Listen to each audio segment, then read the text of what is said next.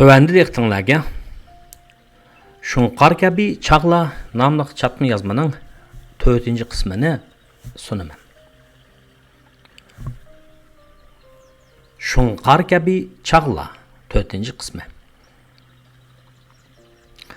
Mən 2011 yılı vətəngi tuqqan yoqlab barğan qısqa müddət içində muhim bilib qılğan işlərimdən birisi amal ba köprək sabaqdaşlarım bilan görüşüp biliş boldu. Məyli Ürümçide bolsun və ya ki Qashqar Atışda bolsun, sabaqdaşlarım qızğın kütüb aldı. 1982 yıldan 1985 yılgacha bolğan aralıqda Uluqçat nayisdə toluqsuz o'ttir məktəbdə oxuyan sabaqdaşlar hər yerdən Uluqçatdan, Atışdan, Yenişəhərdən, Yenisadan əzizanə Qashqarğa cəm olub Qadirdan sınıf müdirimiz və onun xanımının qatnashishi bilan meni qizg'in kutib oldi və özlərinin yaxshi ko'ngillarini bildirishdi. Muallimimizning atalarcha mehr muhabbatga to'yingan ayni chaqdagidek salofatlik, mazmunliq so'zlardan keyin shu chaqdagi sinfimizning sinf boshlig'i so'zman do'stim Anvar so'ringa atab yozgan shoirlik kamolati bilan to'yingan she'rni o'qib və arqıdilla man ton kəygüsüb, həm meni çoğunqır təsirləndirdi, həm oyğı silib qoydu. Şuncha uzun yıl görüşməyən bolsaqmı, sabaqdaşlarının xatırısı meninkiga o'xshash aynan ekan. O'zaro quchoqlashib ko'rishdan keyin biz ayni chaqdagi ishlarni aslashib, xuddi bolaligimizga qaytgandek bo'lib, qushlar kabi chuvrulishib ketishdik. Mən aşu 12-13 yaş çağlarımızdaki bazı sabaqdaşlarımның qılıqlarını doğrab berib edim. Ularmı mening qılıqlarımni degan so'zlarimni esimga selishdi. Sabaqdaşım Dolqun Aqniyaz dedi. Akila o'ng qo'lingning boshmaltig'ini ko'rib baqay. Daslibida tushunmay tangirqab qaptiman. Keyin o doğrab bergandan keyin kulib ketdim. Aslida mening burunla ma'lum masala ustida o'ylanganda o'ng qo'limning boshmaltig'ini tishimga urib qo'ydigan va yoki tishlab qo'ydigan odatim bor edi. Anam kichikchig'imda aldabmi, popoz qilibmi u odatimni o'zgartalmagan edi. Bu odatim hozirmi bor. Men hali ham shunday qilish orqali masalalarni yaxshi analiz qila olayman, tafakkurimni yig'a olayman deb o'ylayman. Belki bu oyum hatadır. Sabaqdaşım Dolqun şunu unutmaptı. Yana bir kapsizrak sabaqdaşım bo'ladigan. Boshqalar bilan asonda ingak tuytishib, mushtlashib qoladigan. U mening o'ziga ayni chaqda mundaq deganimni eslatdi. Sen meni bir chaqda mushunda qilaversan keyin turmaga kirib qolsan deganding. Rost degandek men haqni urib qo'yib, deganingdek u yanimga cho'gilab chiqdim. Rast şundaq deganmidim, xafa olma. Bu qitim sana güzel tilak tilay. Chiqqan dövang egiz bo'lsin, kul alsang kumush bo'lsin, dedim men. Ballar kulib ketishdi.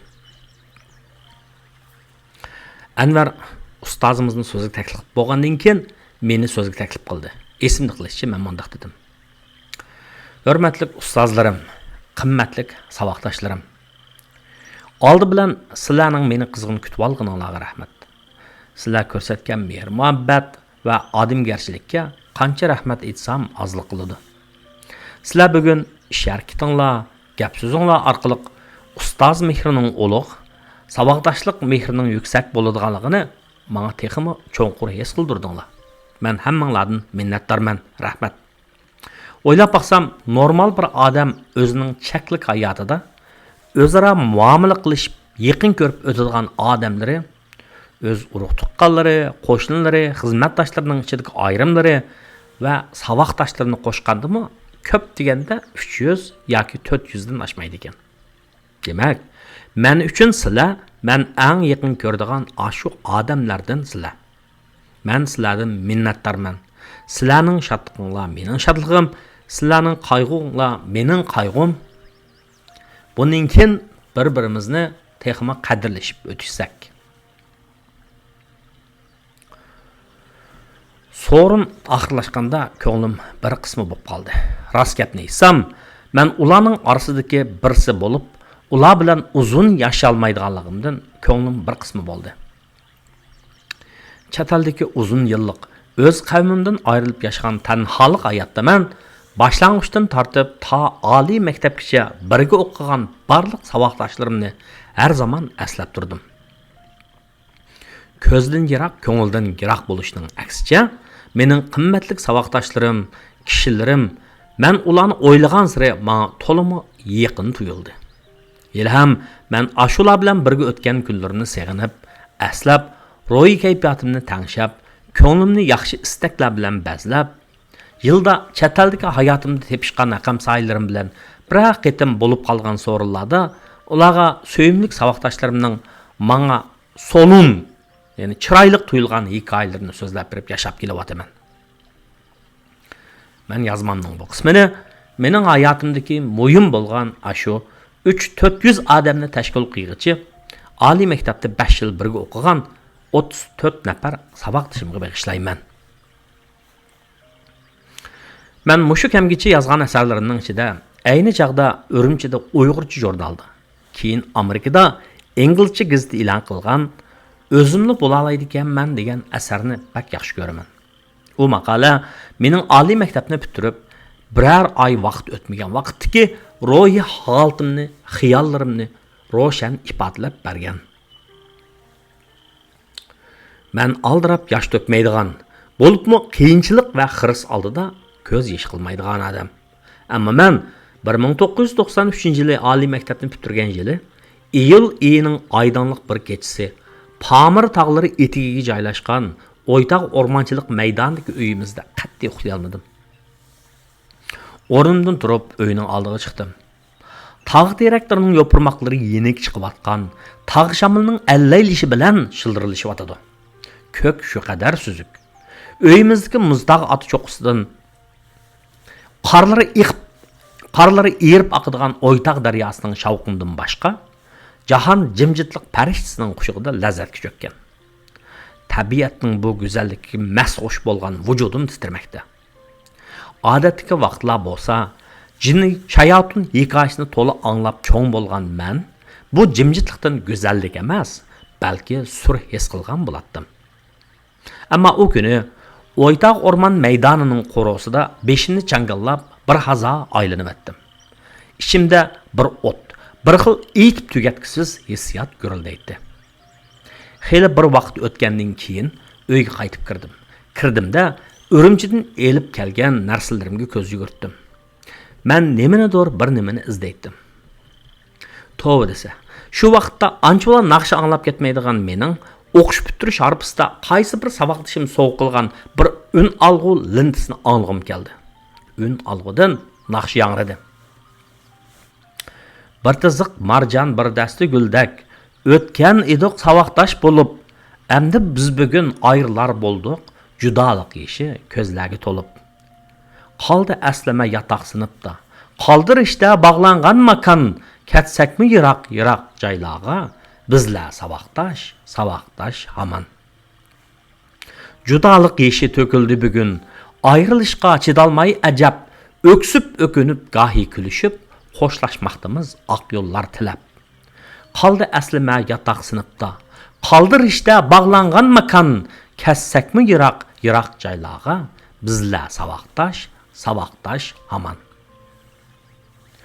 Shu kuni men bu naqshini yondirib anladim. Neçeret anlığım esimde yo'q. Ammo ko'z yosh qilib turib anladim. Yuragimni allaqandoq bir sezim ko'ydirib atadi. O'qish bitirgan vaqtda, chunki men universitetda qoladigan bo'lganim uchun ayrilish ancha bilinmabdi ekan.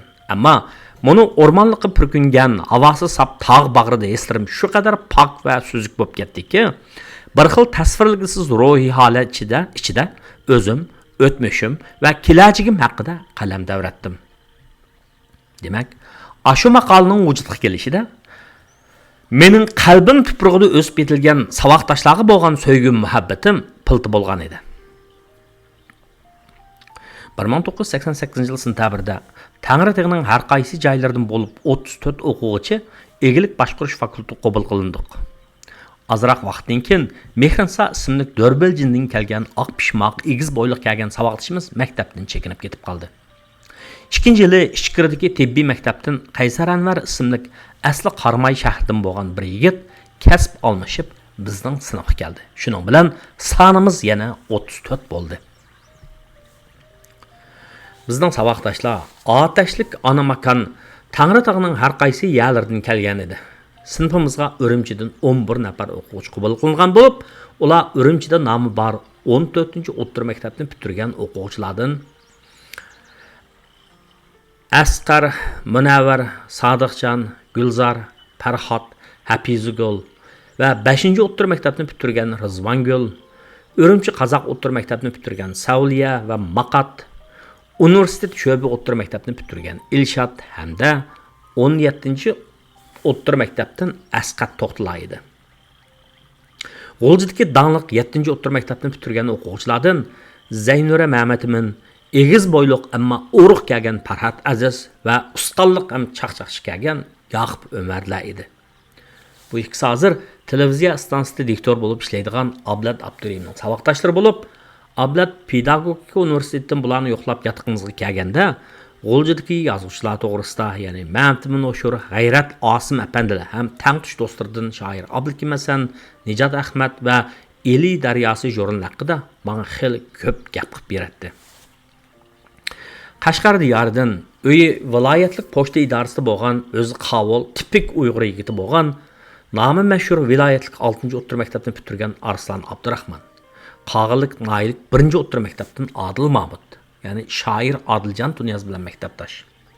Yengishar noyisidan Asiya Hasan, Yopurg'a noyisidan Nurimangul Ablis, Xotan viloyati shahrichidan Atkam Ahmad, Gumi noyisidan Abdukim Mahmud, Gumi noyisidan Mokulizidan Mahmud Matrim, Atishdan Qizilsuv oblastlik 1-o'rta maktabdan men va Abdurishid Sulaymon, Atishga danliq o'rta maktab, Atish shaharlik 1-o'rta, ya'ni Taxtin o'rta maktabdan Amrullo Tursun bo'lib uchimiz. Aqsu viloyati tabasidan Aqsu shahrichidan Dilbar Kamol, Guljamal, Baynoyisdan Tursun Ali, Uchturpandan Tursun Abdurahmon, Kucha noyisidan kelgan bo'yi taxminan 2 metr chiqildigan Ilhom Ibrohim, ya'ni yozuvchi Qahir Niyozning saboqdoshi bo'lib 5 o'quvchi. Go'chondan Keram G'oyib, Qumul shahridagi Palvontur o'rta maktabida o'qigan Manzira Bakri, Qaramaydan Ayshamgul Qiyim, Burjindan Ro'za Husan qatorliq saboqdoshlar edi. U chaqlar. Yoshlik naqadar go'zal, ha? Biz oliy maktab darvozasidan kirganda bolaligimiz bilan xo'shlashib, ro'yitimizda ko'payayotgan hayot qirishda, muhabbatga hirs, ilmga havas va jamiyatdagi ishlarga bo'lgan havas qiziqishlarimizni bilib kirgan edik. Shu chaqda biz bolalik bilan yoshlikning chegara sizig'ida bo'lg'achqa go'dak edik. Shu vajidan saddiroq edik. Saddiliqimizda go'daklik va ahmoqlikdan to'laroq oqko'ngillikning tarkibi ustun edi. Biz ham g'oyilik chechan edik. Shunga yangi muhitga, yangi shay yusbida muomala qilib, nurg'un narsalarga qiziqatdik. Bu xil qiziqishlar eng avval bizning o'zaro bir-birimizga bo'lgan qiziqishimiz bilan boshlandi. Ya'ni qaysi yurtni ekanligimiz, oliy maktab imtihonida qancha nomer olganligimiz. Azroq vaqt o'tgandan keyin bir yotoqda yotgan yurtlarimizdan yerlik yotqanlar yurtlarimizning yerlik mahsulotlarini sandiqdan chiqarishdik. Ya'ni men Atishning Xuvayni gulisini, Tursunali Bayning ta'mlik oq gazirini, Farhod Aziz Elixonning kichik tosh olmasini, Abdukim Mahmud Xotanning yang'ig'ini degandek. Birar oycha vaqt o'tgandan keyin ba'zilarning shaxsiy sirlarini, ya'ni kimlarning so'ygini borligini, ularning nalarda ekanligini bilib bo'ldik. Dastlabki vaqtlarimizda, ya'ni 1 oylik harbiy mashq davomida darsdagi boshlanmaganlikdan bolalar ozodlik his qilib, hafta oxirlari bo'lib turadigan yurtlar aro o'tkazilib turadigan o'ltirishlarga, ko'ni o'quvchilarning, yangi o'quvchilarni kutilish faoliyatlariga chip yurishdik. Men undaq o'ltirishlarga borganda so'rin qiziqib zansalatdim. Ishtiyoq bilan tansi o'ynab ketayotganlarga qarab, bir tarafdan havaslansam, bir tarafdan tanishmaydigan bir qiz bilan bir yo'qol bir-birining qo'lini tutishib tansi o'ynasa qayda bo'ldi degan savol kallamga kelib bearam bo'latdim. Shunday chaqlarda yotoqqa burun qaytib, 2-qavatdagi karvatimga chiqib, romantik hislarga to'lgan, men uchun mavhum bo'lgan allaqandoq bir go'zalga atab she'r yozatdim. Shu mazgillarda yozgan she'rlarimdan 10 necha oydan keyin Tarim jurnalida e'lon qilindi. Tövandagi esimde qolgan bir kuplet she'r 18 yoshga kirgach yomon bo'ldi, gunoh bo'ldi, tarbiyasi bilan cho'ng bo'lib, bir qizning qo'lini tutib boqmagan mening bir aqli cho'ng sakrab ilgirlab, so'yish to'g'risida qilgan tasavvurimning parchasidir. Ahnim kulmabdi, kulsa tilqib qopdi degan shuda. Yuragimiz so'qdi parallel, biz ikkimiz ro'baro tursak, sen uxmaysan, men uxmayman, lav yiqishish bo'ladi qandaq. Shunda qilib yataqlarga o'rinlashib olgandan keyin har kim o'zining xususiyatlarini ifodalagili turdi. Qasliqning ichida kishiga xo'shallik bag'ishlaydigan alohidlikmi bo'ladi. Birga yashagan vaqtimiz uzargan sari saboqdoshlarning o'zaro bir-birimizni tushunishimiz cho'nqurlashdi. Yataqlarimizda kundadagidek qiziqishlar, qiziq paranglar bo'lib turadi. G'oljidan kelgan Yoqub Umar bakli qiziqish ekan. O bizga birdam G'oljining chaqchaqchilarining chaqchaqlarini aytib bersa, masalan, esimni qilishicha, o bizga buni ovozsiz chaqchaqni aytib bergan edi. Kala laqamlik birisi, divona laqamlik birisiga bir parcha nonni berar ekan. Divona laqamlik kishi u nonni parchalab, uvab, to'qi laqamlik birisining oldiga chechib qo'ydi ekan. To'qi laqamlik kishi bu nonlarni terib, talangidan birga suv quyib, eliq nonni to'kib, uni aralashtirib, odobga aylantirib, eliq chaqchaqni boshlagan kala laqamlikning oldiga qo'ydi ekan. Yoqub yana birdam har birimizning bo'y turqi, rangi ro'yi, harakati, xususiyatiga va shivisiga qarab hammamizni keyin-keyindan degidek chaqchaq keltirib o'tadi. Janubdan kelganlar dastlabda uning chaqchaqlariga chidamay qizirish yurishdik. Keyin o chaqchaqimizga zerikish his qilgan bo'ldik. Keyingi 5 yillik hayotimizda Yoqub bizning sinfimizning yisamkimiz bo'lib, bizga ko'p xo'shallik ato qildi. Universitetning sahnalarida chaqchaq etib, maktabda ravus to'lildi. Yoqub o'qish bitirib ketib, 1 yildan keyin uni universitetga qaytib kelib, maktab sahnasida o'zi yozgan zaharlik chekimlikning ziynini so'kadigan bir epizodni o'rlab chiqdi va ko'p olqishga erishdi. Men uning maktabda qilib qolgan birdan-bir saboqdoshi bo'lish sifatim bilan Yoqubning sharafi uchun maydonga gul ko'tarib chiqib, uning muvaffaqiyatini tabrikladim hamda mikrofonni uning qo'lidan elib, jamoatga qarab, zaharlik chekimlikning yoshlarimizga, millatimizga keltirayotgan ziynini so'kib so'zlab ketganim hozirma esimda. Yoqubning 5 yil ichida qilgan chaqchaqlari nurg'un. Saboqdoshlarga ato qilgan xo'shalliqlari zo'r bo'lib, oradan 20 yil vaqt o'tgan bo'lsa-mi, uning ba'zi chaqchaqlari yanada esimda qoldi. Tuvanda men bu saboqdoshimizning bir necha chaqchig'ini o'qirmanlar bilan o'rtoqlashish orqali uning bizning hayotimizga qo'shgan qiziqchiligi uchun sinfimizdagi barliq saboqdoshlarga vakolatan mush kitobda alohida rahmat aytaman. Chaqchaqda o'qitish mubolag ham bo'lsa bo'lmaydi-ku. Yoqub mana ashuni ustidi. Uchturpandan kelgan saboqdoshimiz Tursun Abdurahmon o'zi eg'ir besiq, o'zi shig'i puxta, kam so'z, rangi ro'yi qaramtul kelgan bola edi. Yana oq ko'ngil yigit edi. Yoqub bir kuni uni mundaq chaqchaqa qatdi. Qishliq kanikolda Tursun Abdurahmon yurtiga qaytibdi-ku. Tursun uyning oldiga kelganda ota-onasi uqullari gurjakni ko'tarib, gurjaklarini ko'tarishib chiqishibdi. Voy, bir mashina ko'mir keldi, tushiramiz deb. Wait. Mening to'xtamay 2 soatlik tanaffus vaqtida torniki eslib chiniqdiganligimni ko'rgan Yoqub bir kun meni shundaq chaqchaq qatdi. Qaysar nemish to'xtamay torniki eslib so'zlib o'ynaydi bilamsizlar?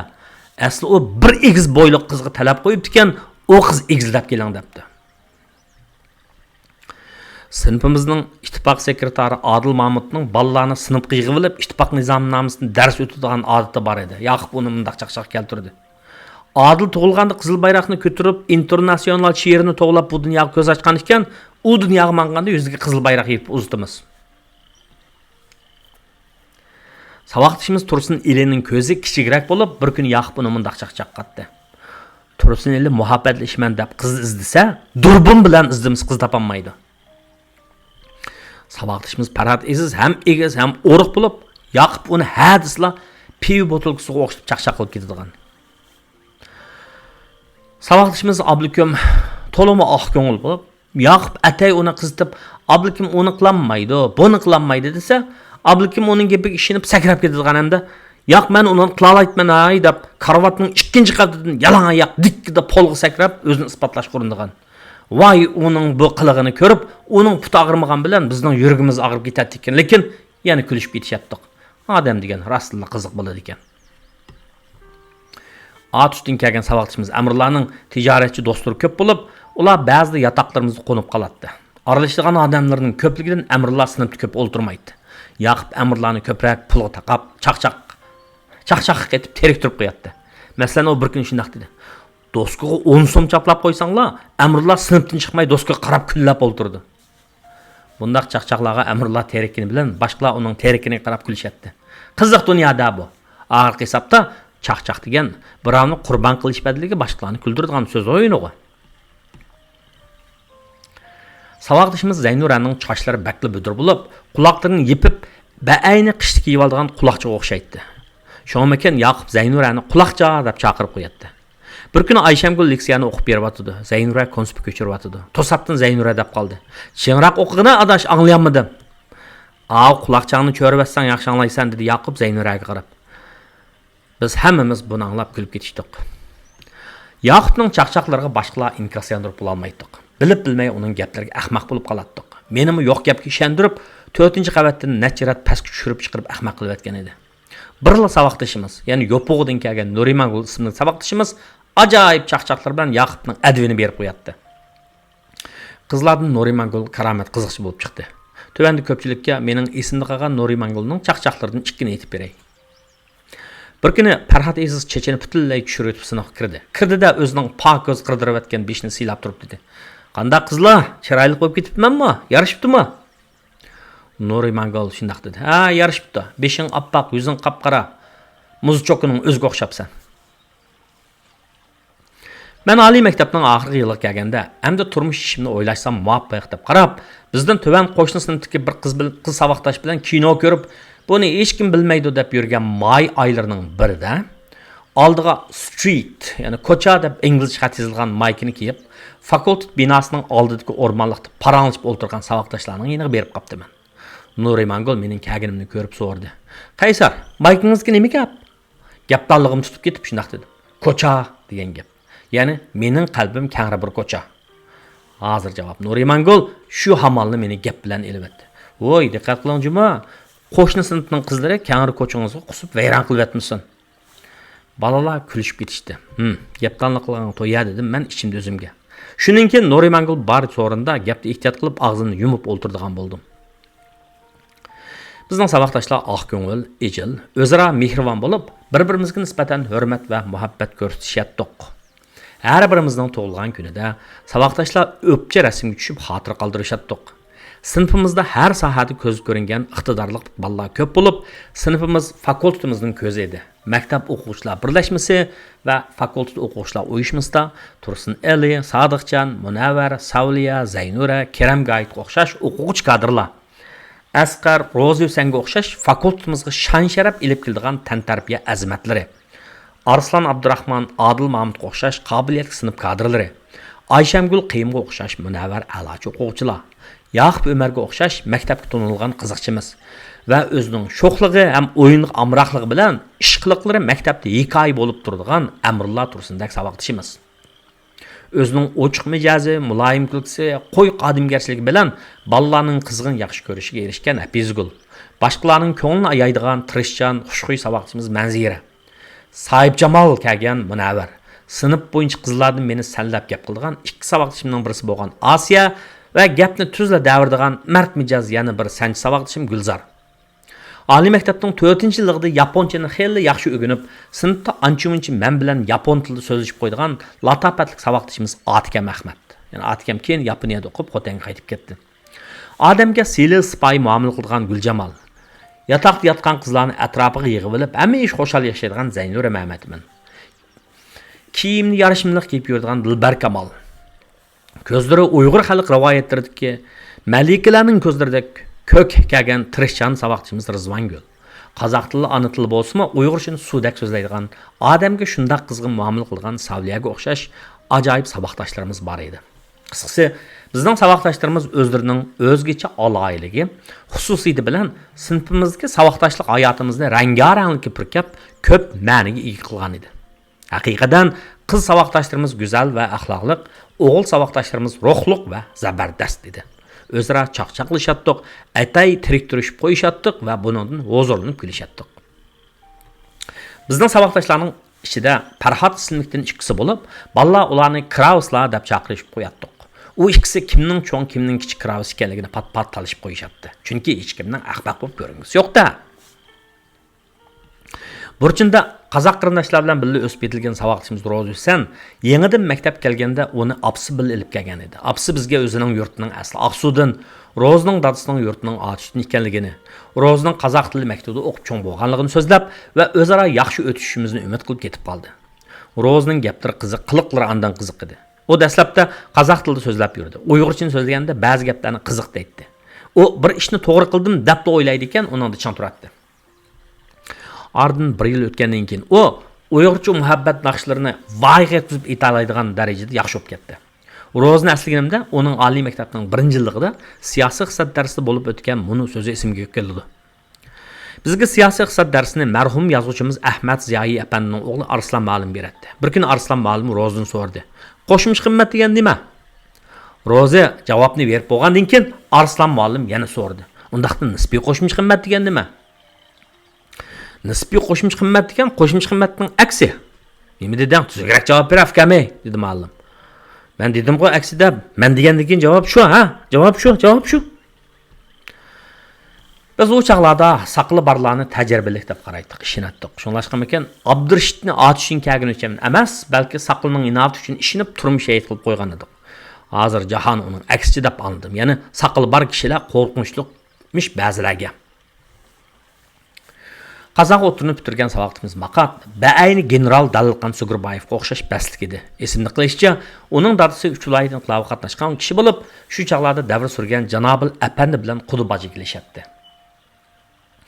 Maqat o'zi aslida kamsiz bola edi. Qaysi bir yili dadasi Oltayning o'rmonligida yutib ketib, deriga chiqmadi. Janobil Apandimi Qudusni xil ko'p izlatdi, ammo hech bir natijasi bo'lmadi. Shu ishdan keyin Maqat texmi kamsiz bo'lib ketgan edi. Bizning hammamizning uning qarab ko'nglimiz yerim bo'lgan edi. Saboqchimiz Qaysar Anvar qish kelishi bilan qora rangli xurum paltosini o'tki bilan kiyib oladi. Uning xurum paltoni kiyib olib, huzur bilan tamoq chekib ketishlari ko'z oldimdan ketmaydi. 17-o'ttirini bitirgan Asqat To'xti yangi kelganda yotoqqa 2 jup boksyor palini tashlab qo'yib, siyosiy fakultetda parallel o'qiydigan bolalarni bizning yotoqqa chaqirib kelib, boksorchilik qilib qo'yatdi. O'zi bir chat ejib o'yin ko'rib turadi. U yangi yoshlikda DJ tushadiganlarni oz damsizlar. Ishqilib, u shu zamonning qiziqlaridan ekan.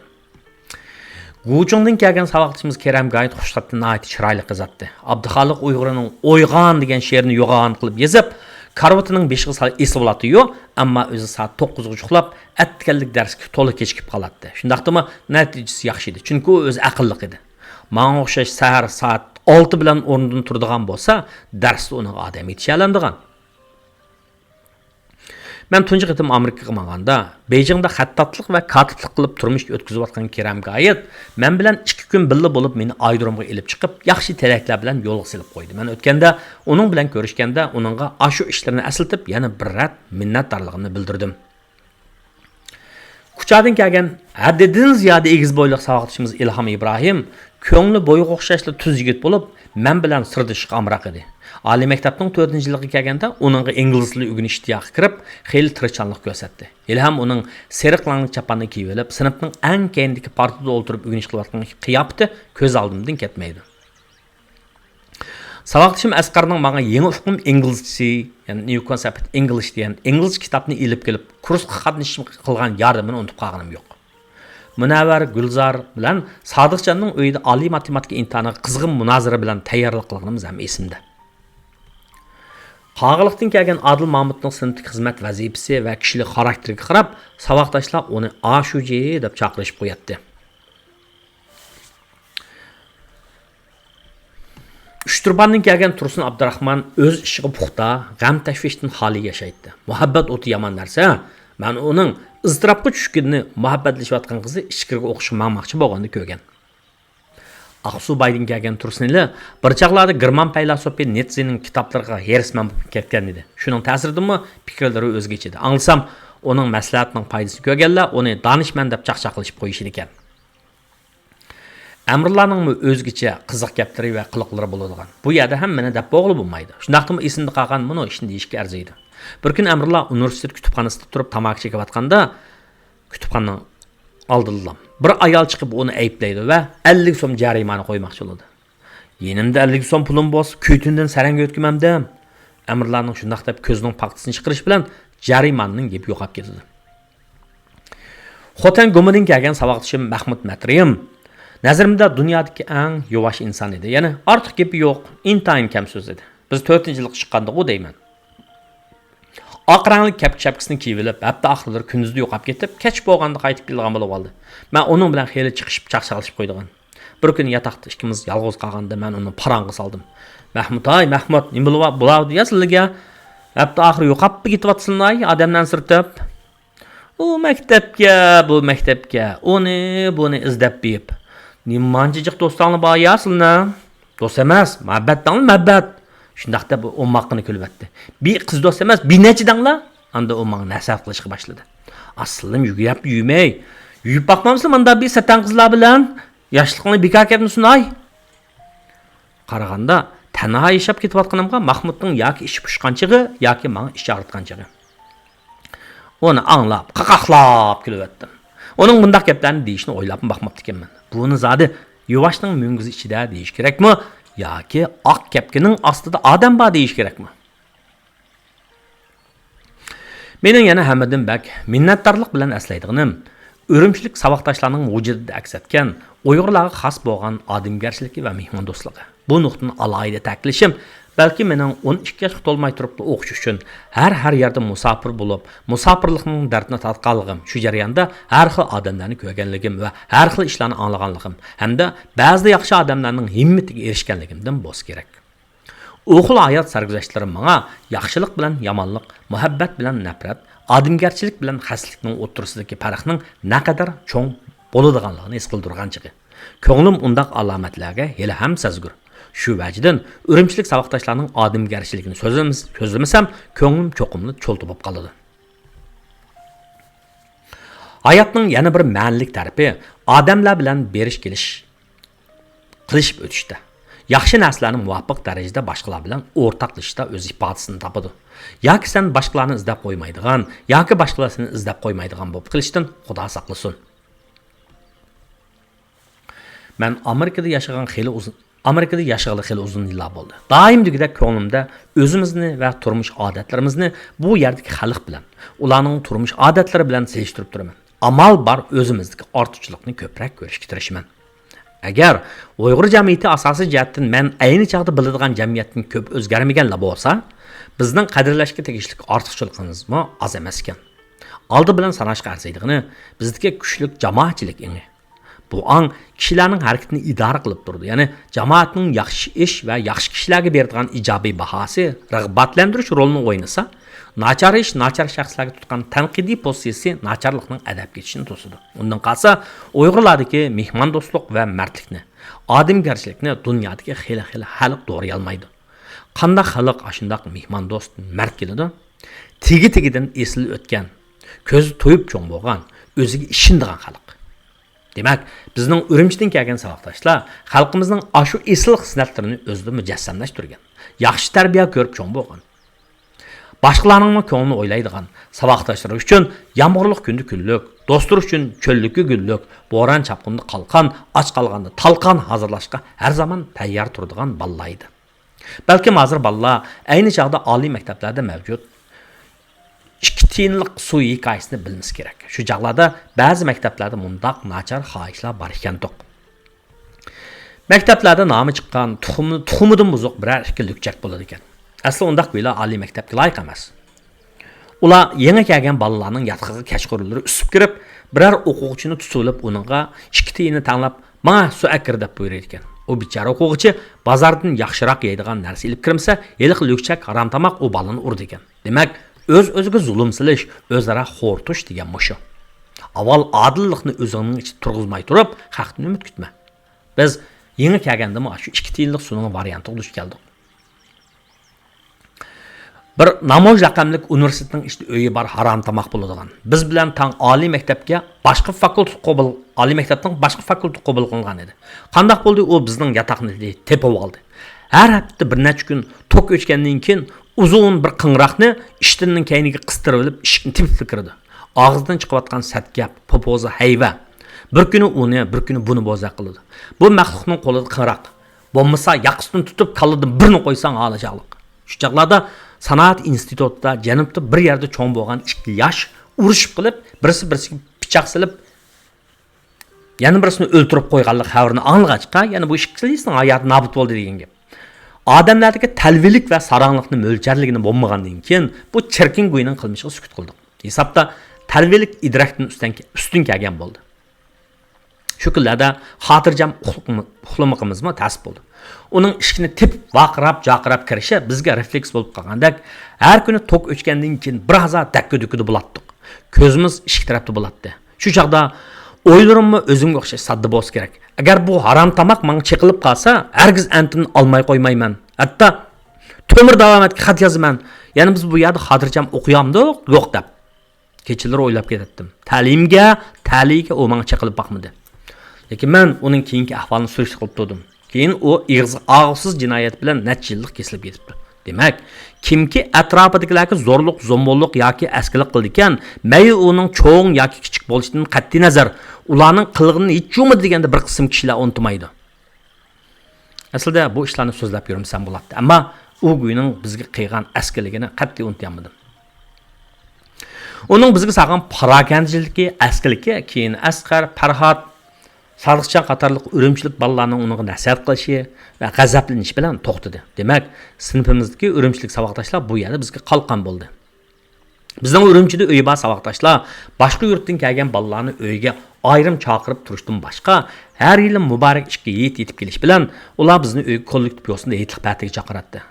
Saboqdoshlar ularning uyga yetlab top-top bo'lib baratdik. Ularning oilasidagilarga yaxshi taom, tatliq so'z, oilasidagilarga yaxshi taom, tatliq so'zlarni sexiylik bilan to'katdi. Bizning bu qadar ijil inoqligimizga, o'mlikimizga boshqalar ko'p havas qiladi.